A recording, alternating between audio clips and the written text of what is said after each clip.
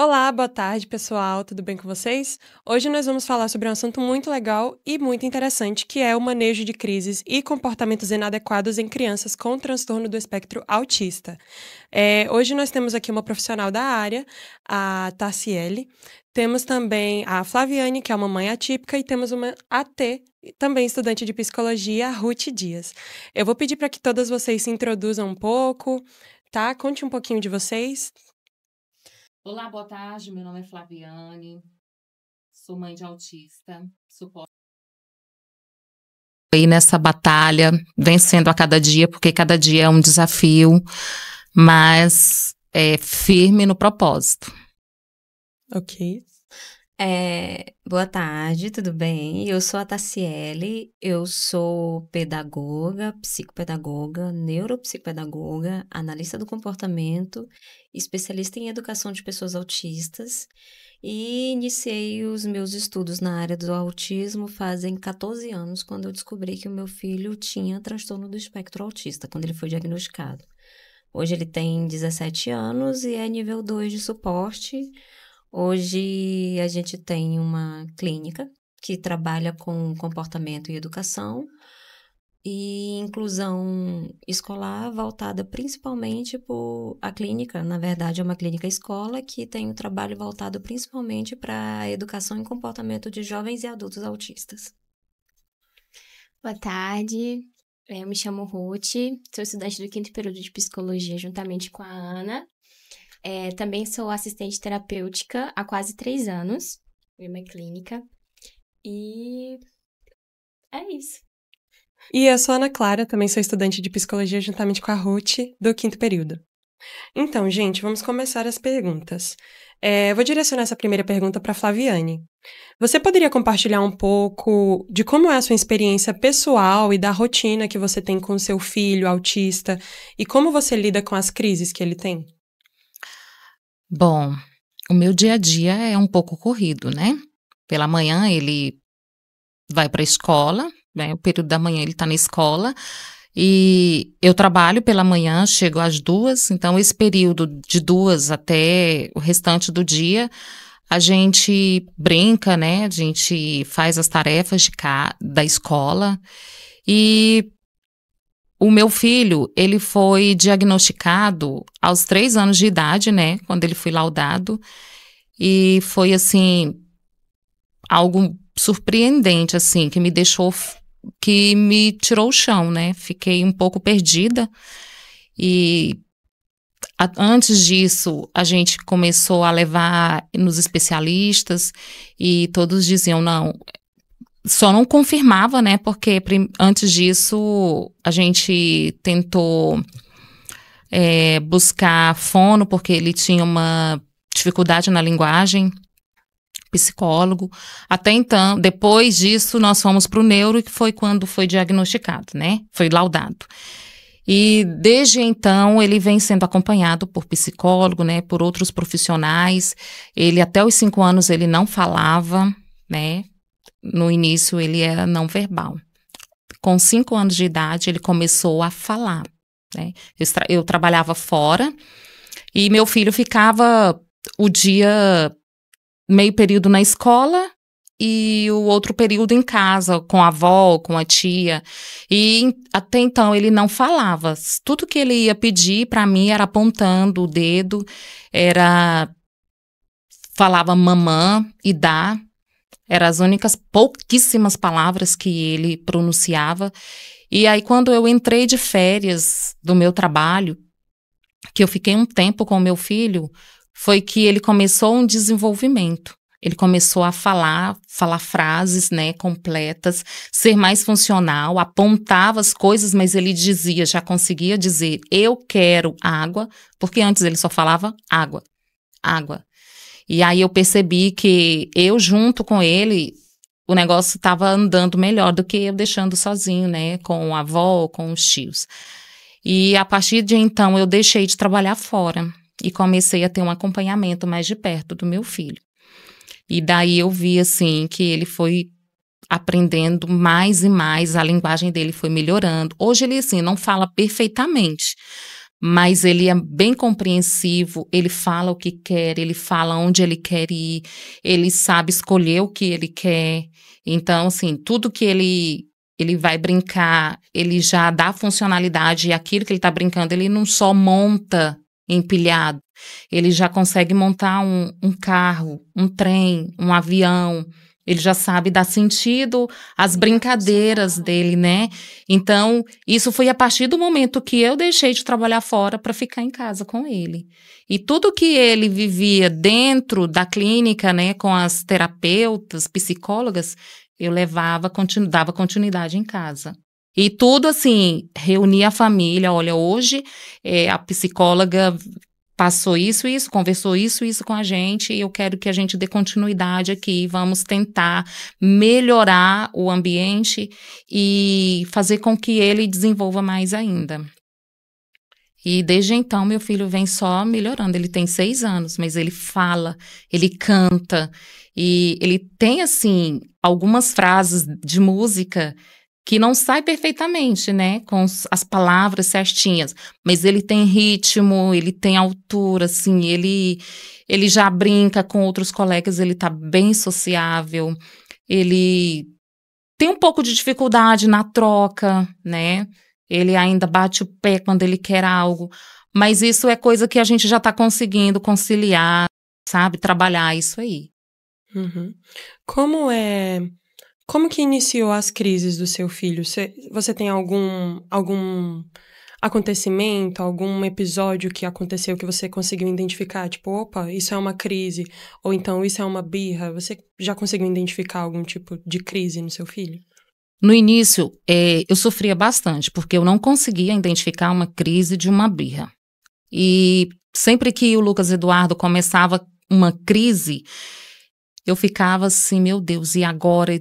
Tentava ajeitar de todas as formas, oferecia de tudo, eu dava o celular para ele, para conciliar, para manejar aquilo, né?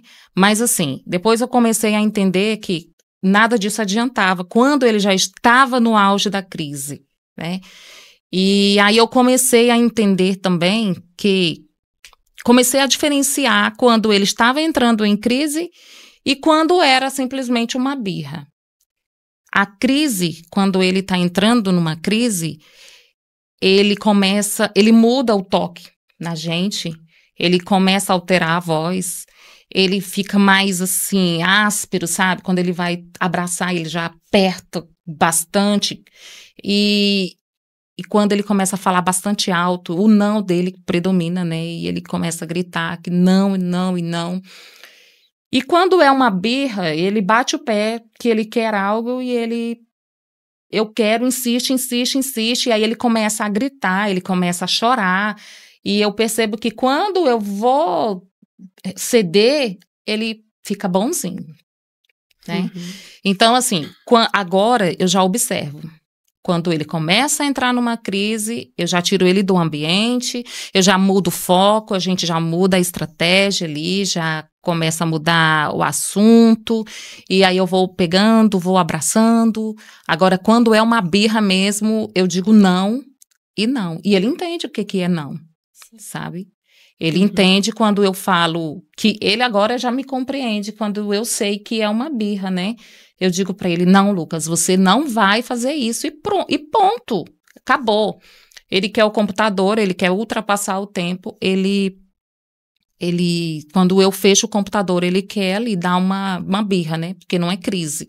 Insistindo ali, começa a gritar, bate o pé, às vezes até senta no chão, fica zangado, arremessa as coisas, mas aí eu sou bastante firme com ele, e aí ele vê que eu não vou ceder e ele passa. Muito bom. Então, Tassiele, a gente queria que você falasse um pouquinho pra gente como que a terapia ABA, a área que você tem especialização, né? Como que ela pode auxiliar nesse manejo da crise de uma mãe com o seu filho, ou até mesmo de ATs com as crianças, de profissionais com as crianças, como que ela pode auxiliar nesse manejo? Uhum. Em primeiro lugar, eu queria dizer que eu, como mãe de um adolescente autista, adoraria que fosse só uma receita de bolo, na qual Com a gente certeza. tem uma listinha dizendo, olha, primeiro você faz isso, depois você faz isso, depois você faz aquilo, né? Uhum. E infelizmente não é, né? A gente que trabalha com ciência do comportamento, a gente entende antes de qualquer coisa que o comportamento, ele é a resposta da interação do organismo com o ambiente. Ou seja, a criança, ela emite pelo comportamento a maneira como aquele ambiente está afetando ela, de certa forma, né? Esse é o primeiro ponto. Então, quando a gente trabalha com crianças que apresentam uma frequência de crises, a gente vai observar, antes da gente observar ela, a gente vai observar o ambiente dela. E de que maneira que ela está interagindo com aquele ambiente, e de que maneira que aquele ambiente está interagindo com ela, né? Lembrando que autismo é prejuízo na interação social e prejuízo na comunicação social. O resto é consequência, Uhum. né? Então, as áreas afetadas no cérebro da pessoa autista, elas afetam diretamente a capacidade dele interagir com o ambiente, entender como é que o meio funciona, se organizar de acordo com se organizar as expectativas desse ambiente e também conseguir organizar a mente dele para transformar o que ele precisa, o que ele quer, as necessidades dele em uma comunicação funcional. E quando a gente fala em comunicação funcional, a gente não está falando só dele falar, que aí a gente chama de comunicação vocal. Né? Uhum. A gente não fala só da capacidade de ele conseguir dizer, eu quero isso, eu quero aquilo, minha barriga dói, minha cabeça dói, eu preciso de cinema, né? Sei lá. A gente está falando de, vamos usar como exemplo os surdos, né? A gente vê que a pessoa surda, ela tem aquela questão que não está diretamente ligada ao vocal. Ela está diretamente ligada ao auditivo. Então, aqui está preservado, mas Uhum. aqui que está em prejuízo. Então, no decorrer dos anos, eles subentenderam que era melhor usar os gestos para se comunicar. E seguiram se comunicando, né? E hoje a gente tem a língua brasileira de sinais, a Libras, que é o que dá voz para os surdos, né? É Uhum. uma comunicação funcional, né? Então, assim, a gente vai procurar identificar de que maneira que aquele organismo está interagindo com as informações do ambiente e de que maneira que aquele ambiente está impactando na vida dele, entendeu? Muitas vezes, a gente estava até conversando aqui no início, infelizmente, pelo diagnóstico de autismo, pela deficiência, pela maneira como eles se comportam quando entram em crises, que eles batem, se desorganizam, correm de um lado para o outro, criam um impacto social, aqueles comportamentos muito grandes. E a Uhum. mãe, os pais, os irmãos, eles tendem a querer proteger essas crianças do julgamento. E aí fala, é porque vocês não entendem que ele está sofrendo, vocês não entendem que ele é autista, vocês não entendem que as coisas são difíceis. E acontece, não estou julgando os outros, estou falando de mim, mãe, Uhum. quando meu filho era criança, acontece de você decidir proteger. Às vezes acontece isso. E a criança, quando ela está em desenvolvimento, natural de qualquer criança, em primeiro lugar, é natural de qualquer criança, quando ela está em desenvolvimento, que a partir dos 2 anos de idade, quando ela subentende que ela já não é mais ligada à mãe, ela é um indivíduo que tem suas necessidades, que tem o seu querer, que tem o seu tudo, Uhum. ela começa a emitir choros e se jogar no chão e destruir tudo atrás daquilo que ela quer, entendeu? Só que ela interage com o meio social. Ela entende como é que o meio social funciona e ela adquire o filtro social, que é, ela começa a entender que há limites ali nas interações sociais. E a pessoa autista já não tem esse filtro social. Ela não tem esse limite, entendeu? Então, se você não consegue identificar que aquilo é uma birra, que faz parte do desenvolvimento, você corre o risco de contribuir para aquela birra, para que ela vá crescendo, crescendo, crescendo, crescendo e ela se torne crise. E aí você acaba instalando na criança um padrão. Uhum. Então, a criança quebrou um copo porque queria usar o celular. entendeu? E aí ela conseguiu usar o celular. E aí depois ela fez de novo, aí ela conseguiu usar o celular. Quando você decide que quando ela quebrar o copo, ela não vai usar o celular, ela vai piorar aquele comportamento dela. Ao invés É dela quebrar um copo, o famoso condicionamento, né? ela vai quebrar 2, ela vai quebrar 3, e aquilo, às vezes, toma uma proporção que aquilo vai piorando. A gente chama, a ciência do comportamento chama de extinção, né? Quando você quer interromper um comportamento. Sim. Aquilo toma uma proporção que vai piorando. É comum que o ambiente da criança, a família da criança não queira mais passar por aquilo e fala, não, pelo amor de Deus, cede para essa criança, porque eu não aguento, eu tô cansada, eu preciso dormir, eu não tenho condição. E foi a pior decisão que você tomou, que a criança entendeu que, opa, então peraí. Esse é o limite dela. Quer dizer que quando eu me bato assim, meus pais vêm me buscar na escola? Não acredito. Aí ele começa entender que aquele comportamento tem efeito sobre o ambiente. E, infelizmente, acontece muito de quando a gente não consegue entender como que o desenvolvimento funciona e nem mesmo o desenvolvimento da criança autista funciona, a gente contribui para a birra, ajuda ela a virar a crise. Quando alguém toma a decisão de querer interromper aquilo, a criança vai piorando. No ato da piora, alguém cede e aquilo vai só piorando.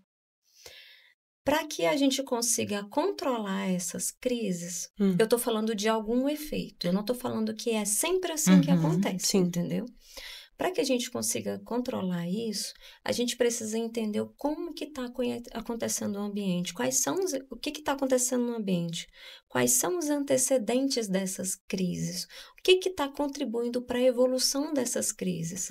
E quando a gente entra com um plano de intervenção comportamental focado em uma determinada razão de crise, por exemplo, a gente identificou que ele entra em crise toda vez que eu escuto um cachorro latindo próximo de casa, por exemplo, né? Então, a gente começa a tentar manipular o ambiente, manipular antecedentes. A gente não manipula a criança. A gente manipula o ambiente e os antecedentes.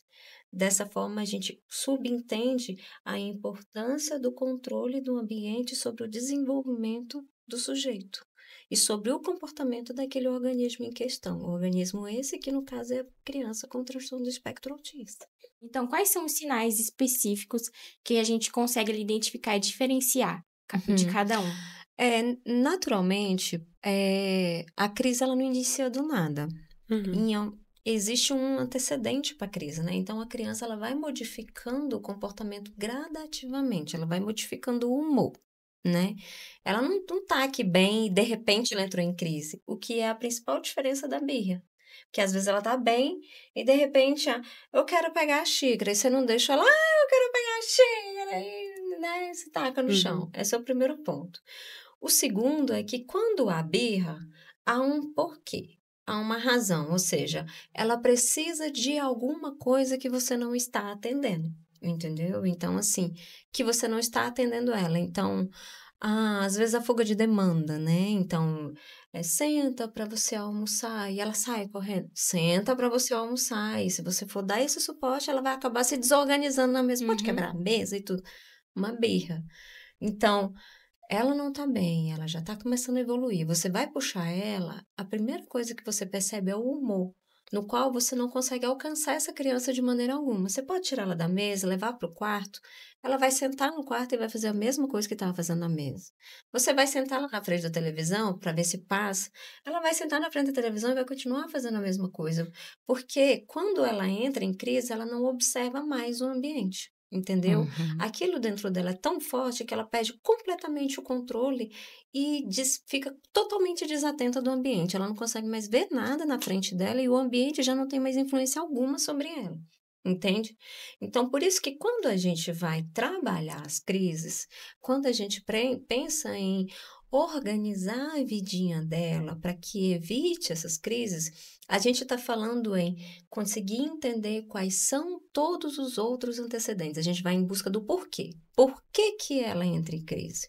O que está provocando essa crise, né? Hoje, por exemplo, no meu trabalho, eu tenho uma clínica, né? E eu trabalho com comportamento e educação. Eu vou falar algo que é muito contraditório para mim, que sou dona de clínica ainda. Eu vou falar algo que é muito contraditório para mim, que sou dona de clínica, mas eu sinto que eu preciso falar isso. Hoje em dia, a gente está buscando avançar na melhoria do autismo de um jeito tão grande, tão rápido, que a gente acaba não prestando atenção no quanto a gente está sobrecarregando as crianças que estão em atendimento, entendeu? Então, às vezes, eu tenho uma criança que ela levanta ali 6 horas da manhã para ir para a escola, para tomar banho, para se arrumar, para ir para a escola. Aí vai para a escola, a própria escola já dá ali uma penca de crises por sobrecarga sensorial. É barulho, é bagunça, é grito, é demanda que ela não consegue seguir, é sala de aula, é ambiente onde ela não está confortável e ela vai se batendo, ela vai batendo em todo mundo, ela vai correndo. E ali o AT lutando com essa criança ali a manhã inteira. Aí tá, finalmente a mãe chegou 11h30, meio-dia, leva ela para almoçar. Levou para almoçar, 2 horas da tarde, eu tenho terapia ABA das 14 às 16. Ali, emendado com a terapia ABA, eu vou ter a TO. Emendado com a TO, eu tenho fono. E aí, no outro dia, eu tenho natação. No outro dia, eu tenho judô. No outro dia, eu tenho aula de reforço com a psicopedagoga. Aí, no outro dia, eu tenho não sei o quê. Aí, no outro dia, eu tenho contraturno da escola, porque aí não deu tempo de finalizar o que não sei o quê, entendeu? Aí, sábado, ela tem catequese. Aí, domingo, ela tem encontro de família, a família toda reunida e tal. Essa criança, quando ela volta segunda-feira, ela tá esgotada, ela tá exausta. E só de você chegar perto dela, ela entra em choque. Ela grita com você, sim, entendeu? Ela se desorganiza sozinha. Entende? Chega num ponto em que a criança, ela tá tão sobrecarregada, ela tá tão exausta, que não existe razão para crise. A própria exaustão dela já é uma predisposição para crise, entendeu? Se você encostou nela, você olhou torto para ela, já tá entrando em crise, entende? Aquilo vai tomando uma proporção, você vai colocando a criança num ritmo, eu acho que piorado a uma sobrecarga de trabalho, de quem trabalha hoje em dia, né, 6 dias e folga 1, né, 6 por 1, você tá colocando a sua criança no mesmo ritmo. Só que a gente está falando de uma criança que não interage com o ambiente, que tem dificuldade em falar o que precisa, que quando ela tenta comunicar de alguma forma, ela é ignorada, em que o meio inteiro procura decidir por ela o que é melhor para ela, mas quando ela fala, ela não ouve. E aí, quando essa criança sofre um colapso e se desorganiza, você taca medicamento nela, porque ela precisa se controlar e ela precisa aceitar todas as demandas. Sabe qual que é o maior problema disso? É que quando chega na adolescência, ela não consegue ir para a escola. Que quando chega na adolescência, ela vai estar tomando 5, 7, 10 medicamentos controlados para tolerar a ansiedade e a depressão. E muitas vezes ela vai chegar na fase adulta, ela não vai conseguir usar metade do que ela aprendeu na infância, porque aquilo virou um estímulo aversivo pelo excesso de repetições. Entende? Então, assim, se eu fosse pedir hoje alguma coisa para as famílias de pessoas com autismo, de pessoas autistas, claro que eu entendo que o nosso mundo é capitalista, que a gente precisa de muito dinheiro e precisa de tempo e tal. E precisa também deixar a criança com alguém para você trabalhar. Mas é isso que ela estava falando e eu também fiz a mesma coisa. Né, me dediquei ao meu filho. Se eu pudesse falar alguma coisa, eu pediria tempo de qualidade para as crianças. Com certeza. Entendeu? Faz uma terapia ABA, faz o necessário. Vai fazer terapia com a TO e com a fono? Faz, é necessário. Mas procura tentar não sobrecarregar essa criança. Se possível, reduz o tempo de escola. Não deixa ela o dia inteiro numa escola de tempo integral se ela não estiver bem, se ela estiver tendo muitas crises nessa escola de tempo integral. Se ela não consegue ficar 4 horas bem na escola, reduz para 2 horas por enquanto e tenta readaptar ela gradativamente. Se ela estiver tendo uma rotina de 5 horas de terapia por dia, que ali eu coloco ali de 13 às 18, de 14 às 18, não sei como é que tá tendo, tenta se reorganizar para fazer 2 vezes por semana de terapia e dar 3 dias de folga, ou pelo menos 3 vezes por semana de terapia e 2 dias de folga. Porque essa criança, ela precisa de tédio. ela precisa ter preguiça, ela precisa ficar em casa sem fazer nada, de cara para cima, tendo que tolerar frustrações ali de que, ai, mãe, não tem nada para fazer. Não tem nada para fazer. Vai balançar na rede, vai brincar na terra, vai jogar bola na parede, vai fazer alguma coisa, mas vai se vira para você fazer alguma coisa. Porque até isso ensina a criança, né? É o tédio quem cria a criatividade, entendeu? A nossa criatividade, ela surge através do tédio. Ali que a criança vai procurar alguma coisa para fazer, para ela criar, e é ali que ela vai se soltar. É quando ninguém tá vendo, é quando ninguém tá mandando, é quando surge de dentro dela, entende? E vários estudos mostram ótimos resultados em cima dessas crianças, na qual você organiza um ambiente para ela, mas você não fica mandando nela o tempo todo. Montessori, Skinner, Vygotsky, Piaget, até o Pavlov, todos eles falam de alguma forma da contribuição do ambiente para a criança, entendeu? Eles não falam do excesso de demanda, nem do excesso de terapia. Ninguém falou do excesso de demanda e nem de terapia em nenhum momento. Não existe esse artigo científico, entendeu? Fala da importância de um ambiente e de pessoas bem estruturadas e bem organizadas para lidar com aquela criança. E o quanto isso contribui para o desenvolvimento daquela criança, entendeu? Então, é respeito e organização em primeiro lugar. E observar se aquela criança está bem. Se ela está dando sinais de exaustão, pensa, observa, escuta ela. E se ela não conseguir comunicar, testa. Tira uma semana de folga, tira uns 3 dias de folga e observa como é que ela fica. É interessante. O meu filho, ele, ouvindo você falando, assim, esse momento de exaustão, tem dia que ele acorda pela manhã, ele não quer ir para a escola, né? Ele não quer pôr o uniforme, e aí eu fico, filho, vamos, na escola tem seus amigos. Eu fico, né, tentando reanimar ele para ver se ele tem vontade ali de vestir o uniforme para ir. Mas no dia que ele acorda, eu não quero ir para a escola. Não quero ir para a escola. Ele repete assim umas 3 vezes, eu já sei que realmente ele não quer ir para a escola. Aí naquele dia eu não levo ele para a escola. E quando ele vai para a escola, no dia que ele vai, que ele chega, ele almoça, aí ele brinca por ali um pouquinho, que não tem terapia naquele dia, a gente já se prepara, se organiza para à tarde ir para um parquinho, para ele brincar, para ele extravasar a energia, né? Ou um pula-pula, que ele ama. Chega em casa, dorme, no outro dia ele tá novinho em folha, ele tá cheio, energizado. Sim. E já querendo ir para a escola. Sim. Isso que você falou, assim, eu vi muito assim na minha rotina com meu filho, né? Porque a gente eu assim, tento o máximo de não sobrecarregar ele com tantas terapias, com tantas coisas. Ele tem terapias 2 vezes na semana.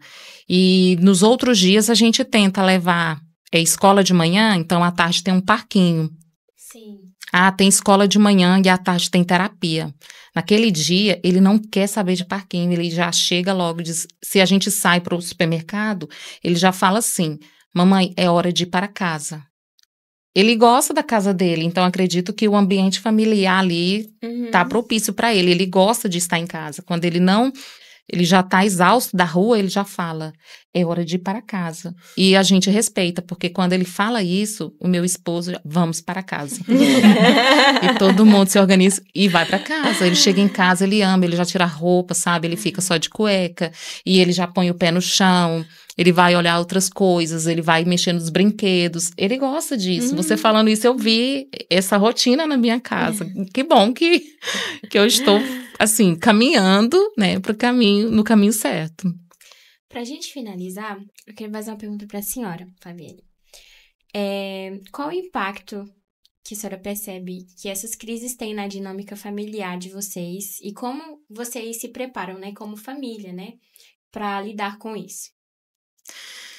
O impacto, assim, é de muita tristeza, né? Porque quando ele inicia uma crise, a gente fica, assim, triste porque a gente faz de tudo para que aquilo não aconteça, né? Mas dentro da minha casa existe muito diálogo. A gente põe muito essa conversa entre todos para tentar ajudar ele. quando a nossa colega aqui fala do ambiente, né? Que a gente tem que se adaptar ao ambiente dele, não ele ao nosso, né? Então, a gente procura deixar tudo conforme, para que ele fique, que ele se sinta bem, né? E, assim, quando ele está iniciando uma crise, antes eu ficava desestruturada, né? Hoje não, hoje eu não posso demonstrar para ele que eu estou triste, que eu estou assim preocupada, que eu estou arrasada com aquilo. Eu já tiro ele do ambiente, eu vou passear com ele, eu vou andar com ele, mas assim, eu não cedo aquilo que ele quer, né? E dali eu não dei e ele já inicia. Eu já procuro mudar ali a estratégia, tirando ele daquele meio, mostrando outras coisas, outras conversas, para ele esquecer aquilo que inicialmente estava gerando ali uma crise.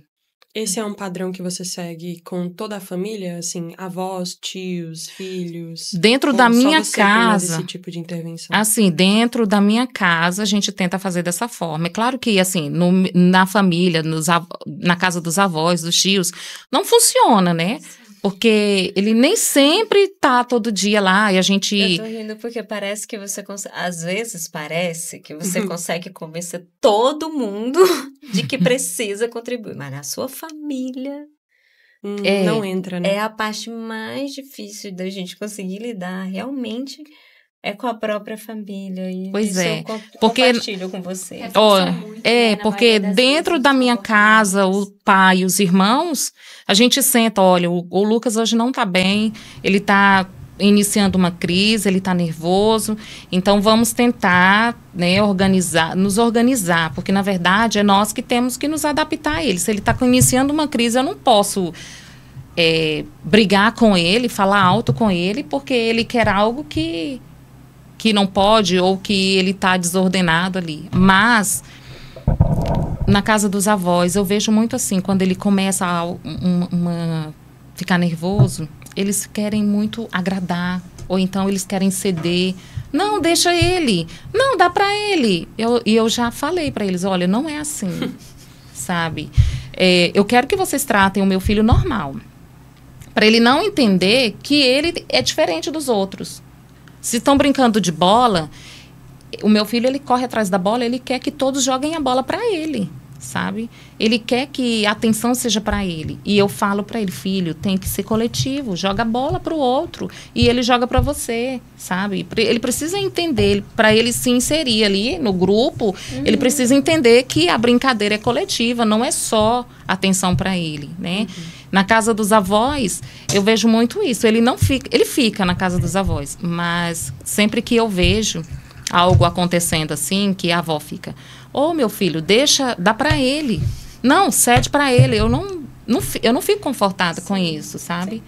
Eu falo, não, minha sogra, deixa ele precisa ser frustrado, ele precisa entender que nem tudo que ele quer, ele pode ter naquele momento. Até porque o ensino da frustração é o que ajuda a criança a aprender a regular as emoções, né? Exatamente. Então, assim, vai ajudar ela a conseguir sentir raiva e lidar com a raiva. Sim. Né? Ela entender que ela tá com raiva, que ela pode estar com raiva, mas ela não tem o direito de sair destruindo tudo por aí.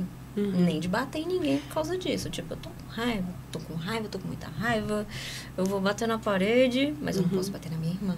Porque se eu bater na minha irmã, aí dá problema. Entendeu? Sim. E o meu filho, quando ele tá com raiva, ele fecha a cara, ele bate o pé. E a gente pergunta, você tá com raiva?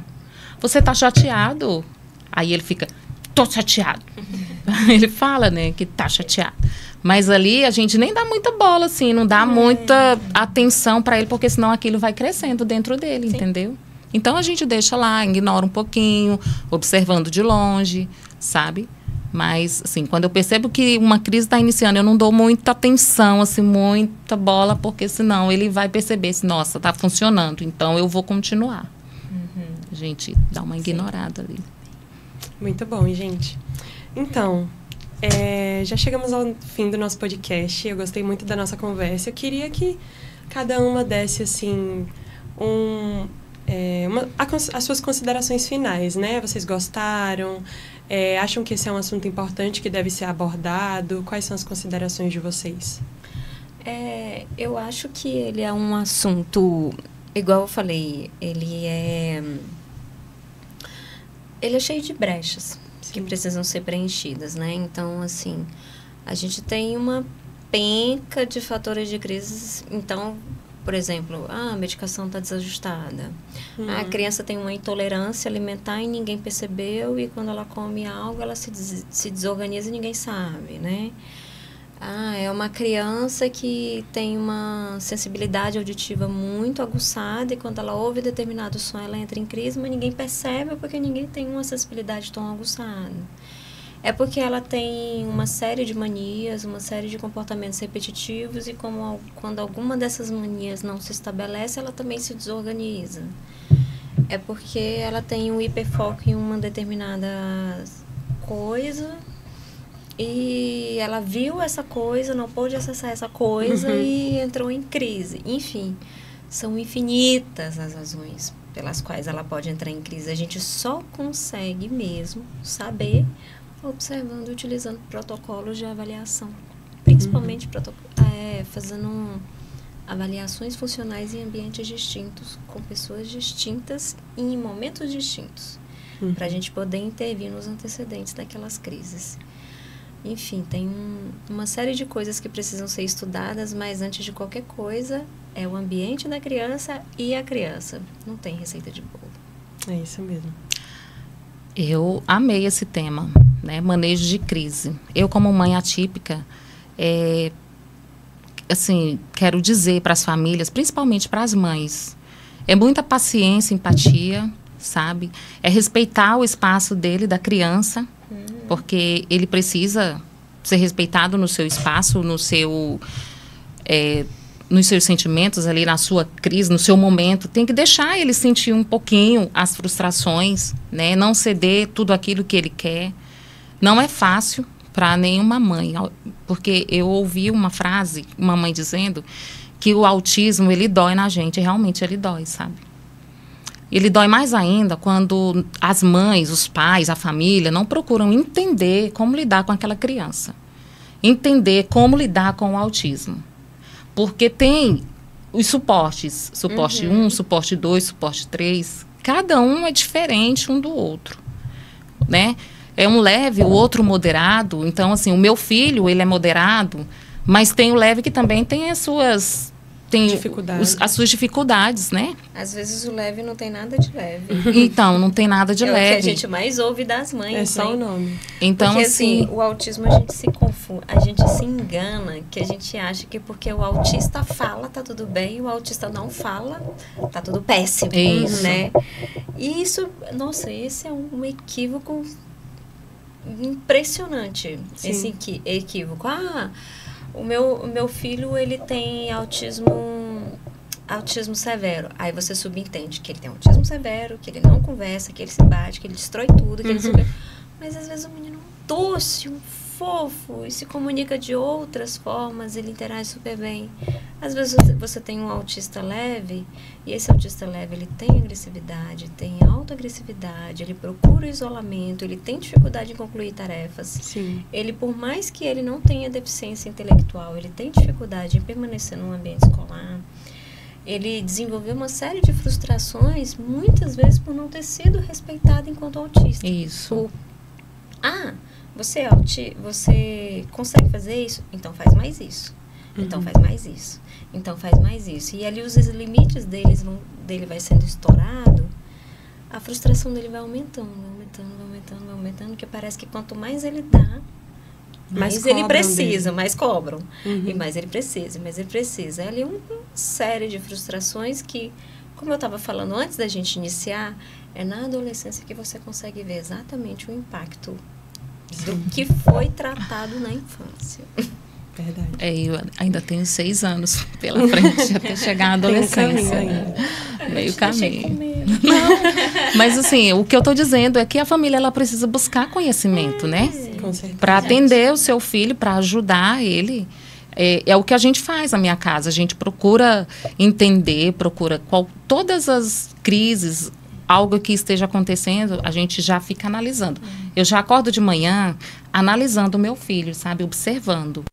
Às vezes, pela manhã, ele já acorda meio agressivo. Ali na fala, já muda ali o comportamento. Eu já fico antenada, porque eu imagino assim, nossa, pode acontecer uma crise daqui para ali. Olha, uma dica que eu posso dar é que um dos principais protocolos de avaliação das barreiras de aprendizagem, ele está disponível em PDF, gratuito no Google. É o Protocolo de Avaliação dos Marcos do Desenvolvimento e Comportamento Verbal VIB-MAP. Você procura pelo VIB-MAP, traduzido pela doutora Carolina, que foi uma psicóloga que a sua tese de doutorado foi a tradução dele. Se puder ler ele inteiro, é melhor. Mas, se você quiser pular, vai direto lá para a avaliação das barreiras de aprendizagem. Lê, relê, procura na internet, YouTube, vê o que é barreira de aprendizagem e tal. E começa a brincar com o protocolo de avaliação das barreiras de aprendizagem e testar nas crianças aquele protocolo de avaliação das barreiras de aprendizagem. Ali ele já te dá um bom norte, um bom direcionamento de como identificar essas barreiras de aprendizagem, a gravidade delas e como tratar elas. Ele já te ajuda bastante. E dentro desse mesmo protocolo tem a avaliação dos marcos do desenvolvimento e comportamento verbal, nível 1, nível 2, nível 3. Se você conseguir entender o protocolo, já ajuda bastante. Mas pode ser bem difícil. Mesmo assim, chegando lá nas avaliações dos marcos do desenvolvimento, tem a habilidade que você está testando, tem o objetivo dessa habilidade, tem os materiais que você vai precisar para testar e tem o exemplo. Ou seja, ele te dá um exemplo bem facilitado de que maneira que você vai testar aquela habilidade. Vai testando, vai brincando com o material, vai testando ele, vai aplicando na sua criança, que ali você dentro de casa vai conseguindo entender as habilidades que você precisa trabalhar, tanto em casa quanto na escola, quem se for profissional da educação, principalmente, né, que é onde mais se tem dificuldades no trabalho com autistas, Sim. né? Então, vai aplicando, vai testando. Você não vai saber de primeira, então passa esse primeiro ano estudando, o ano que vem de novo, no outro ano de novo. Quando você, em algum momento, você vai encontrar alguém que está dando um curso gratuito sobre o VIB-MAP. Pega esse curso. Cada palavra difícil que usa, aqueles nomes científicos que todo mundo reclama, aqueles termos técnicos que ninguém aguenta, que é muito critério, que não sei o quê. No início dá uma estranheza muito grande. O primeiro ano é estranho, o segundo ano é estranho. Quando você pensa que não, você está vivendo aquilo e aplicando no seu dia a dia de forma automática que você nem sabe como foi que chegou lá. Mas precisa começar. É verdade. Então começa pelo que você tem, gratuito. Pega o protocolo de avaliação na internet, imprime ele, lê, relê, testa, retesta, testa na primeira criança, testa na segunda, pede a opinião do marido, pede para o marido testar também, pede para a filha testar, pede para a tia da escola, pede para a cuidadora, pede para a AT, depois vai comparando esses testes, o que foi que tu achou, o que foi que tu viu, de que maneira que é a tua pontuação, de que maneira que é a minha, como foi que tu entendeu, como foi que eu entendi, vão compartilhando, que quando você pensar que não, você além de estar ajudando a sua própria criança, você está ajudando as outras mães, as outras professoras e as outras cuidadoras. Mas assim, reclamar não adianta. Não adianta reclamar que o governo não capacita as pessoas, a prefeitura não faz não sei o quê, a inclusão não funciona, se a gente de dentro de casa não procurar entender como que o nosso filho funciona. É isso mesmo. Entendeu? Até porque eu costumo dizer que ninguém pode conhecer melhor o seu filho do que você mesmo. Com certeza. Você pode pagar 10, 15, 20 terapeutas. O seu filho pode estar nas melhores escolas. Ninguém pode conhecer ele melhor ou lidar com ele melhor do que a mãe, do que o pai, E se do que isso os não estiver próprios acontecendo, pais. algo está errado. Tem alguma coisa estranha, entendeu? Então, não existe justificativa. Eles vão utilizar técnicas que auxiliem essa família para que essa família consiga cuidar melhor do seu filho. Agora, você não conseguir cuidar e dizer que paga uma pessoa para essa pessoa cuidar, você pode estar precisando de ajuda. Então, se você está precisando de ajuda, procure ajuda para que você consiga ajudar o seu filho. Porque a única certeza que a gente tem é que ele vai continuar crescendo e quem vai precisar estar do lado dele é você. Essa outra pessoa, ela pode ir embora a qualquer momento. Uhum. Realmente. Fundamental mesmo procurar conhecimento. É isso, gente. Obrigada, meninas, pela participação de vocês. Eu espero que esse podcast tenha sido enriquecedor para vocês que estão aí assistindo, como foi pra gente. Bom, muito obrigada. É isso. Tchau, tchau. Tchau. Tchau, obrigada.